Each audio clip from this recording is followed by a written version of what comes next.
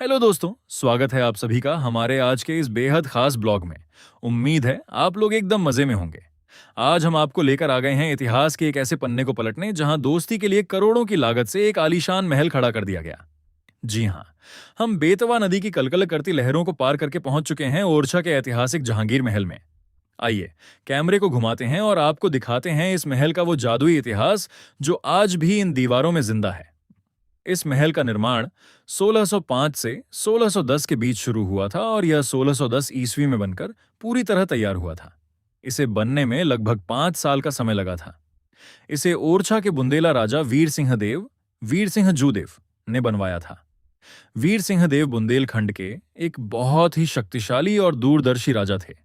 यह महल मुगल शहंशाह जहांगीर, शहजादा सलीम के लिए बनवाया गया था। जहांगीर और राजा वीर सिंह देव बहुत गहरे दोस्त थे। जब जहांगीर ने अपने पिता अकबर के खिलाफ विद्रोह किया था, तब वीर सिंह देव ने ही जहांगीर की मदद की थी। इसी दोस्ती और जहांगीर के सम्मान में वीर सिंह देव ने इस विशाल महल का निर्माण करवाया था। दोस्तों, दीमा से इस महल की कहानी जितनी भव्य है, उतनी ही दिलचस्प भी है। जब आप इस महल के अंदर कदम रखेंगे, तो अपने दर्शकों को यह इतिहास जरूर बताइएगा। गहरी दोस्ती की शुरुआत। यह कहानी है मुगल शहंशाह जहांगीर, शहजादा सलीम और बुंदेला राजा वीर सिंह देव की। जब अकबर के समय सलीम ने विद्रोह किया था, तब वीर सिंह देव ने उनका साथ दिया था।